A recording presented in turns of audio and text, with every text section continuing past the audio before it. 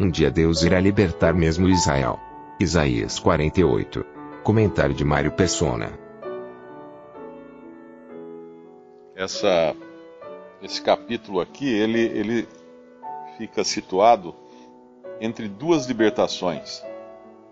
Uma é a do Egito, versículo 21. E não tinham sede quando os levava pelos desertos, fez-lhes correr água da rocha, fendendo ele as rochas, as águas manavam delas. Essa foi uma libertação que Deus deu a esse povo lá no Egito, e agora ele vai dar outra libertação para esse povo. E depois ele vai dar mais uma libertação para esse povo. A primeira foi no Egito, quando eles eram escravos.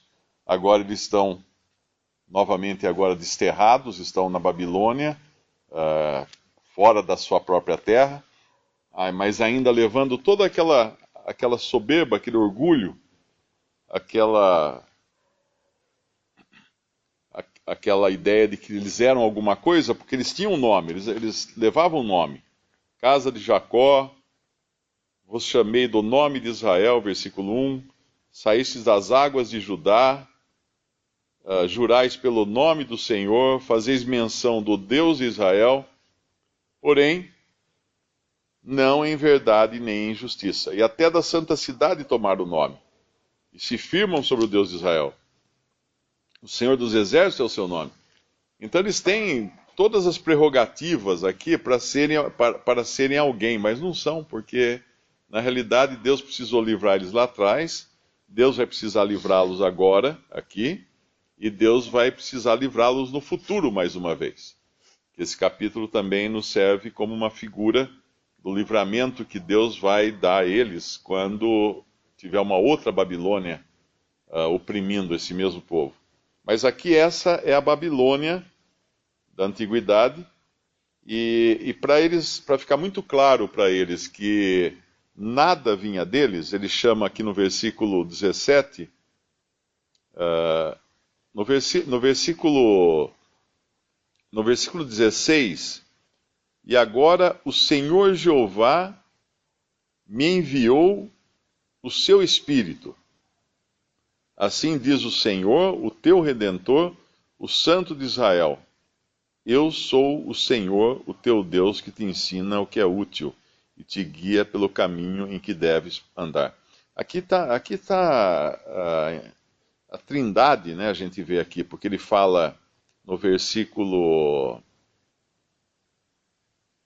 do versículo 16, e agora o Senhor Jeová me ensinou, me enviou o seu Espírito.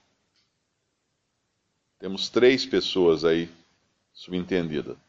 Assim diz o Senhor, o teu Redentor, o Santo de Israel, eu sou o Senhor, o teu Deus. Aí ele vai fazer uma coisa que, para que eles não confiassem, não sobrasse nenhuma confiança para eles, porque Deus aqui iria prová-los, como fala no versículo, não como prata, né, que ele fala, vos provarei, versículo 10, eis que te purifiquei, mas não como a prata, provei-te na fornalha da aflição. Porque quando purifica a prata, ela expele as sujidades, né? Ela deixa as impurezas saem para fora. Mas esse aqui ainda é um povo que não aprendeu isso, eles não aprenderam, eles ainda acham que neles existe alguma coisa de bom. Então, para que não haja dúvidas de quem está fazendo essa obra, o Senhor vai avisá-los do que vai acontecer daqui a 100 anos. 100 anos a partir desse tempo em que Isaías escreve essa passagem. Para que eles não dissessem que foi algum ídolo deles quem fez essa obra. Então ele vai no versículo 5. Por isso tu anunciei desde então e tu fiz saber antes que acontecesse, para que não dissesses, o meu ídolo fez essas coisas, ou a minha imagem de escultura, ou a minha imagem de fundição as mandou. Já o tens ouvido, olha bem para tudo isto. Porventura não anunciareis? Desde agora te faço ouvir coisas novas e ocultas, que nunca conheceste. Agora são criadas, e não desde então. E antes deste dia não as ouviste, para que não digas, eis que já eu as sabia. Nem tu as ouvistes, nem tu a conhecestes, nem tampouco desde então foi aberto o teu ouvido, porque eu sabia que obrarias muito perfidamente, e que eras prevaricador desde o ventre. Agora ele vai retardar a ira dele no versículo 9, não pela reputação que eles tivessem, ou por eles serem alguém, mas por amor do meu nome, ele fala. Por amor do meu nome, no versículo 9, retardarei a minha ira.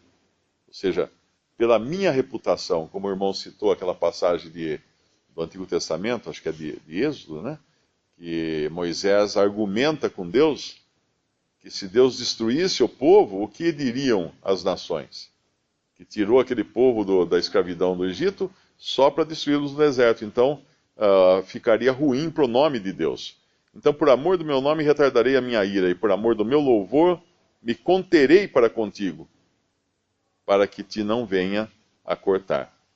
E aí ele vai, mais uma vez, falar no versículo 11, por amor de mim, por amor de mim, fala duas vezes, o farei. Porque como seria profanado o meu nome e a minha glória não a darei a outrem.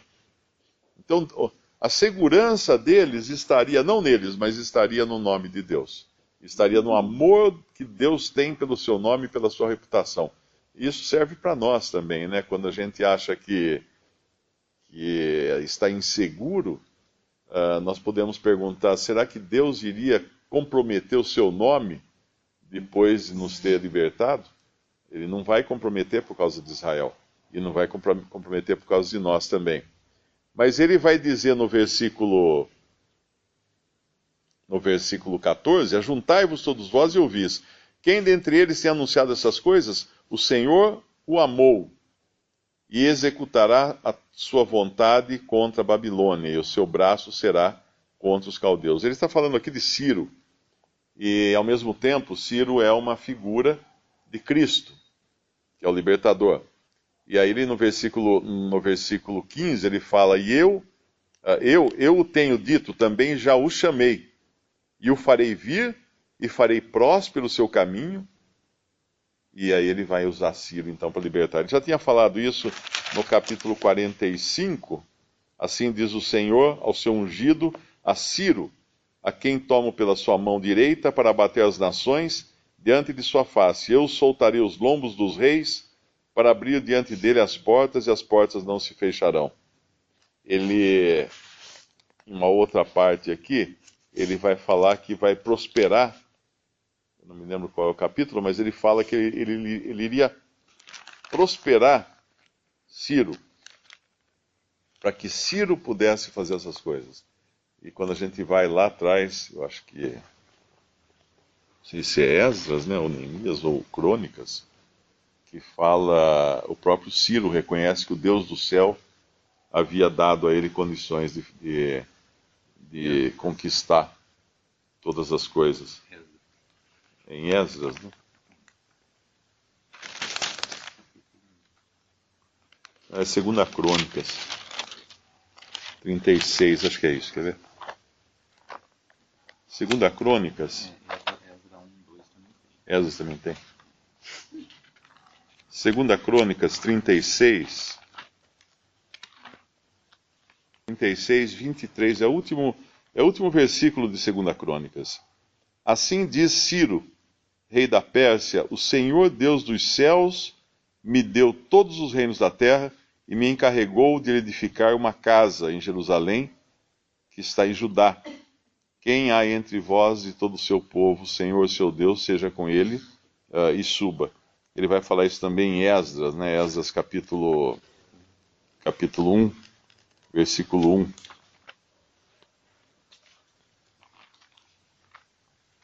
É que é logo na continuação aqui mesmo de 2 Crônicas, né?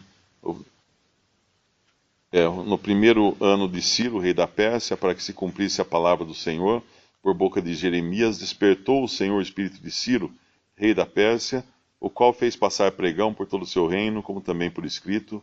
Assim diz Ciro, rei da Pérsia, o Senhor Deus do céu me deu todos os reinos da terra e ele me encarregou de edificar uma casa em Jerusalém, que é em Judá. Então aqui Deus está mostrando para eles de todas as maneiras que não seria deles a libertação, eles não mereciam. Mas Deus, por sua misericórdia, por amor do seu próprio nome, os libertaria e usaria também de alguém que era uma figura de Cristo para libertá-los, porque eles de si mesmos não teriam essa condição. Quando a gente pensa que Ciro aqui não tinha nem nascido, porque isso foi 100 anos antes de Ciro aparecer, Ciro não tinha nascido. O Senhor estava dizendo a eles que daria a eles um libertador que eles não podiam ver. Era um libertador que Deus já tinha dado até um nome para esse libertador, mas eles não conseguiam ver esse libertador. E é muito parecida a situação de Israel hoje, porque o libertador de Israel, ele existe já, mas eles não veem. É invisível a eles. É o Senhor que está no céu. Eles, quando o Senhor veio aqui, não como libertador, né? O Senhor veio como servo, não como um rei como Ciro, né? Ele veio como um servo.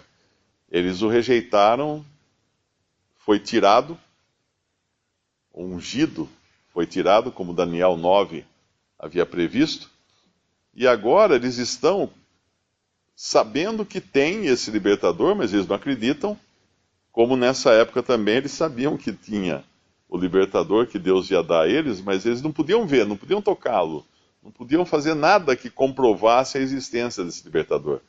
E assim é Israel na sua incredulidade hoje. Não tem nada para eles tocarem ou verem que seja aquele que vai libertá-los depois, quando for na grande tribulação, antes de estabelecer o seu reino. Vai tirá-los das mãos de seus opressores. Aquilo que eles esperam há 2000 anos, pelo menos nessa época agora, nesse tempo, eles não sabem que vai acontecer, porque eles não podem ver. E o judeu, ele não anda por fé. O judeu anda por vista. Isso é interessante do judeu. Por isso que Deus sempre precisou fazer milagres, sinais para o judeu, porque ele anda por vista, ele não vai pela fé. Lá em 1 Coríntios fala, os judeus pedem sinais, os gregos buscam sabedoria, os judeus são pragmáticos, eles pedem sinais, eles querem ver, eles querem a prova da coisa.